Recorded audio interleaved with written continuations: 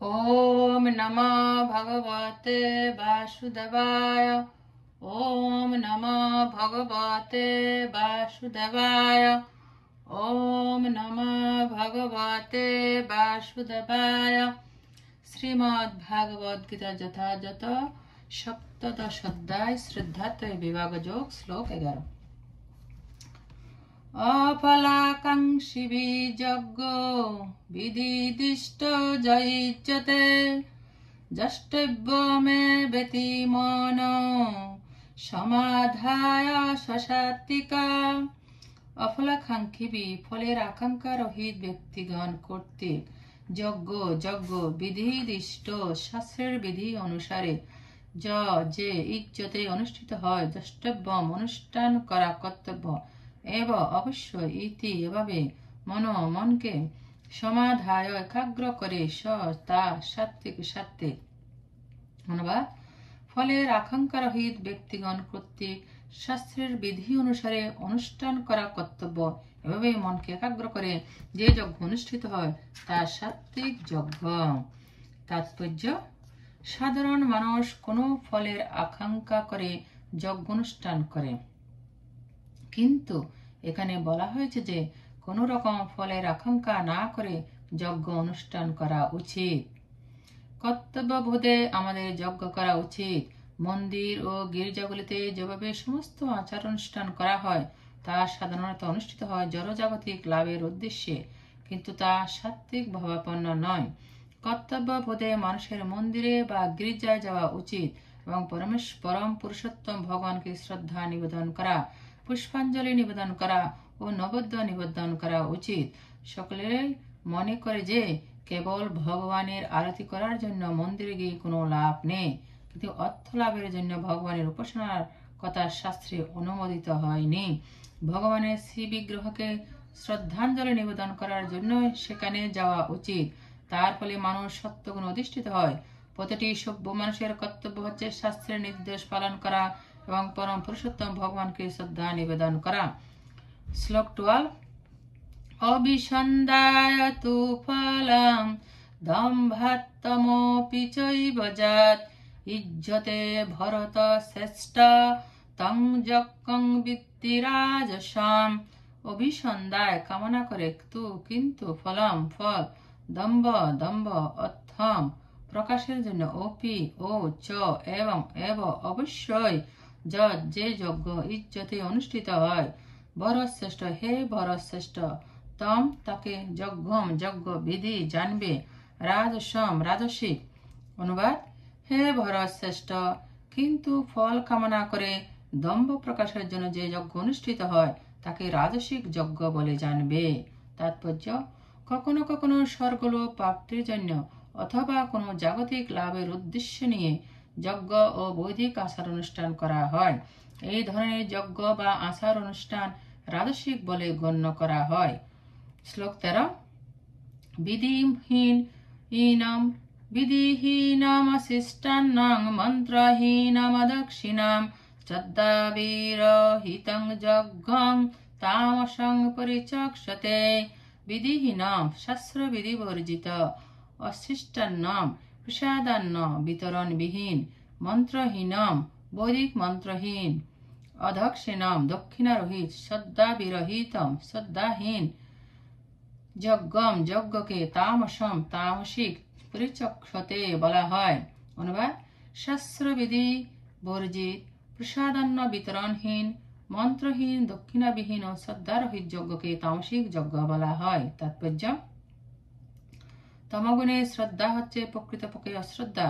কখনো কখনো মানুষ টাকা পয়সা লাভের আশায় কোনো দেবদেবের পূজা করে থাকে এবং তারপর শাস্ত্র নির্দেশের সম্পূর্ণ অবহেলনা করে নানা রকম আমোদ প্রমোদে সমস্ত অর্থ ব্যয় করে। এই ধরনের আড়ম্বরপূর্ণ লোক দেখানো ধর্ম অনুষ্ঠানকে কৃত্রিম বলে অভিহিত করা হয়। এই সমস্ত হচ্ছে তামসিক, যার ফলে আসরিক মনোভাবের উদয় হয় এবং মানব সমাজে তাতে কোনো মঙ্গল সাধিত হয় না। শ্লোক 14। দেবাদিজ গুরু প্রাজ্ঞ পূজনং সমার্জবাম ব্রহ্মসজ্জমহিংসা চ শারীরং তপ উচ্যতে।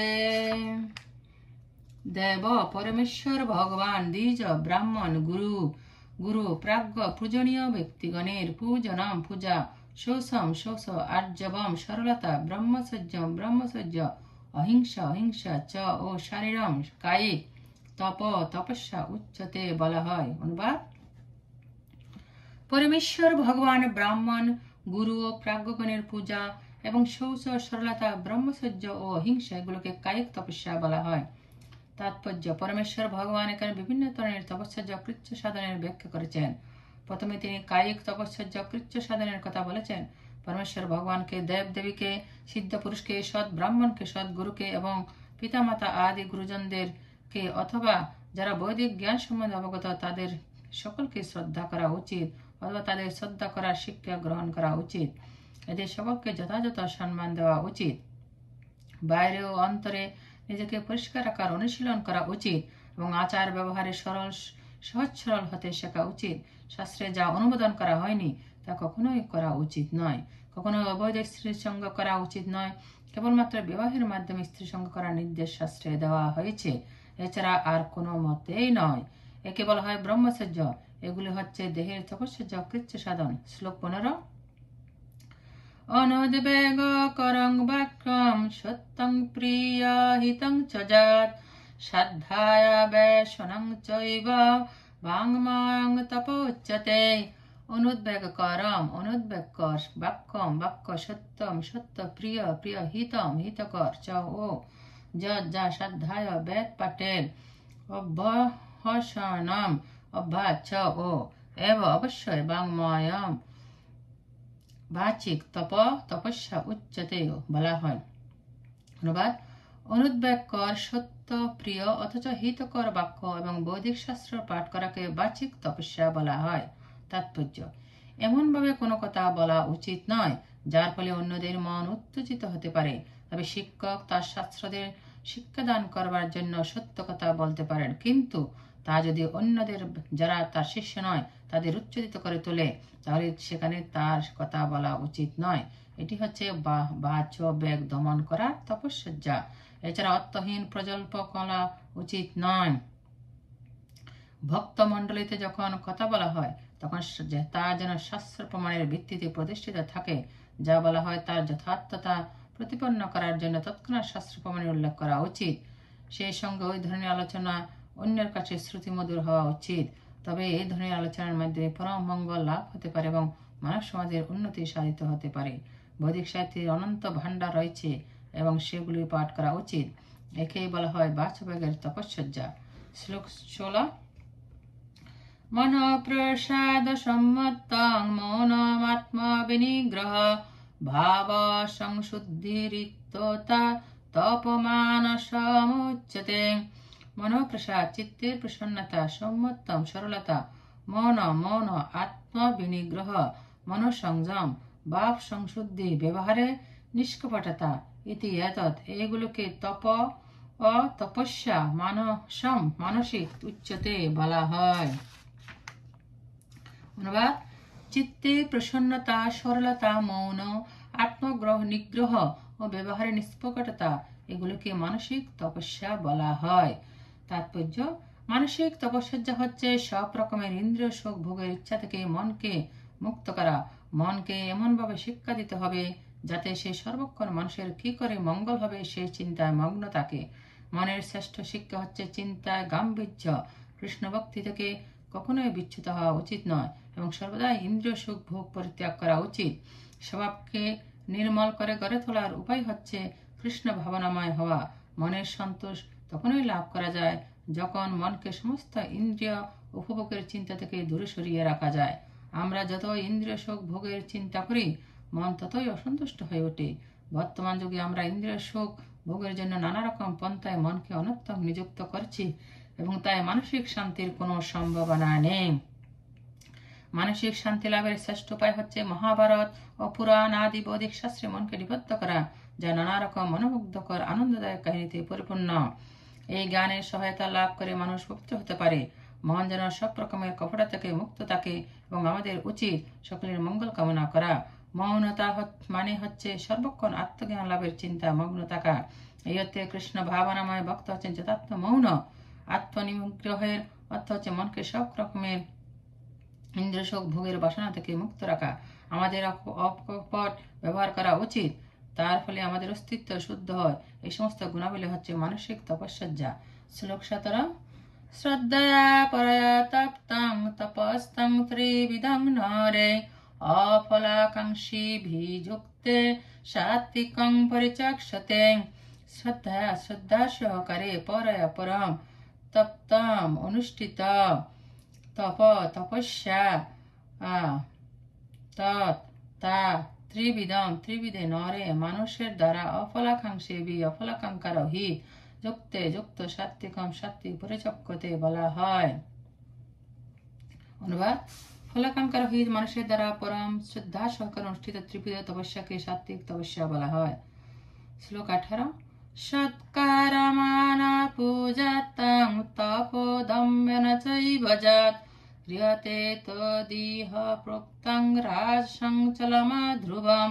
সৎকার, শ্রদ্ধা, মান, সম্মান, পূজাত্তম পূজা লাভের আশায়, তপস্যা, দম্ভেন দম্ভ সহকারে, চ ও এব অবশ্যই, যৎ যে ক্রিয়াতে অনুষ্ঠিত হয়, তৎ তাকে ইহ এই জগতে প্রোক্তম বলা হয়। রাজসম রাজসিক, চলম অনিত্য, অধ্রুবম অনিশ্চিত। অনুবাদ: শ্রদ্ধা, সম্মান ও পূজা লাভের আশায় দম্ভ সহকারে যে তপস্যা করা হয় তাকে এই জগতে অনিত্য ও অনিশ্চিত রাজসিক তপস্যা বলা হয়। তাৎপর্য: অনেক সময় তপস্যার আচরণ করা হয় মানুষকে আকৃষ্ট করবার জন্য এবং অন্যের কাছ থেকে সম্মান, শ্রদ্ধা, পূজা লাভের জন্য। রাজসিক মানুষেরা তাদের অধস্তনদের কাছ থেকে পূজা আদায়ের বন্দোবস্ত করে তাদের দিয়ে পা ধোয়ায় এবং সম্পদ দান করতে বাধ্য করায়। তপস্যার আচরণের দ্বারা এই ধরনের কৃত্রিম শ্রদ্ধাঞ্জলির ব্যবস্থা রাজসিক এবং তার ফল ক্ষণস্থায়ী। তা কিছুদিনের জন্য কেবল থাকে, কিন্তু স্থায়ী হয় না। শ্লোক 19। মুরগ্রাহেনাত্মনো যৎ পীড়য়া ক্রিয়তে তপা পরসাৎসাধনার্থং বা তত্তামসমুদারিতাম। মুর গ্রাহেন আগ্রহের দ্বারা, আত্মন নিজে, যৎ যে, পীড়ার দ্বারা, ক্রিয়তে অনুষ্ঠিত হয়, তপস্যা, পরস্য অপরের, উৎসাদনাম বিনাশের জন্য, বা অথবা তৎ তাকে, তামসম তামসিক, উদারিতম বলা হয়। অনুবাদ: মূঢ়চিত আগ্রহের দ্বারা নিজেকে পীড়া দিয়ে অথবা অপরের বিনাশের জন্য যে তপস্যা করা হয় তাকে তামসিক তপস্যা বলা হয়। তাৎপর্য: নির্বোধ তপস্যার অনেক দৃষ্টান্ত রয়েছে। যেমন হিরণ্যকশিপু যে অমরত্ব লাভ করে দেবতাদের হত্যা করবার জন্য তপস্যা করেছিলেন, সে ব্রহ্মার কাছে এইসব প্রার্থনা করে, কিন্তু পরিণামে পরম পুরুষোত্তম ভগবানের হাতে সে নিহত হয়। অসম্ভব কোনো কিছু লাভের আশা যে তপস্যা করা হয় তা অবশ্যই তামসিক। শ্লোক 20। দাতব্যমিতি যদ্দানং দীয়তে হনুপকারিণে দেশে কালে চ পাত্রে চ তদ্দানং শাস্ত্রিকং শ্রিতম। দাতব্যম দান করা উচিত, ইতি এভাবে, যৎ যে, দানম দান, দীয়তে দেওয়া হয়, অনুপকারিণী প্রত্যুপকারের আশা না করে, দেশে উপযুক্ত স্থানে, কালে উপযুক্ত কালে, চ ও পাত্রে উপযুক্ত পাত্রে, চ এবং তৎ তাকে, দানম দান, সাত্বিকম সাত্বিক, শ্রিতম বলা হয়। অনুবাদ: দান করা কর্তব্য বলে মনে করে প্রত্যুপকারের আশা না করে উপযুক্ত স্থানে উপযুক্ত সময়ে যে উপযুক্ত পাত্রে যে দান করা হয় তাকে সাত্বিক দান বলা হয়। তাৎপর্য: পারমাত্মিক কর্মে নিযুক্ত যে মানুষ, তাকে দান করার নির্দেশ বৌদ্ধিক শাস্ত্রে দেওয়া হয়েছে। নির্বিচারে দান করার কোনো নির্দেশ দেওয়া হয়নি। পারমাত্মিক উন্নতি জীবনের পরম উদ্দেশ্য। তাই তীর্থস্থানে চন্দ্র বা সূর্য গ্রহণের সময়, মাসের শেষে, অথবা সৎব্রাহ্মণ বা বৈষ্ণবকে অথবা মন্দিরে দান করার নির্দেশ দেওয়া হয়েছে। কোনো ফলের আকাঙ্ক্ষা না করে দান করা উচিত। কখনো কখনো অনুকম্পার বশবর্তী হয়ে গরিবদের দান করা হয়, কিন্তু সেই গরিব লোকটি যদি দানের যোগ্য না হয় তাহলে সেই দানের ফলে কোনো পারমাত্মিক উন্নতি সাধিত হয় না। পক্ষান্তরে বলা যায় যে নির্বিচারে দান করার নির্দেশ বৈদিক শাস্ত্রে দেওয়া হয়নি।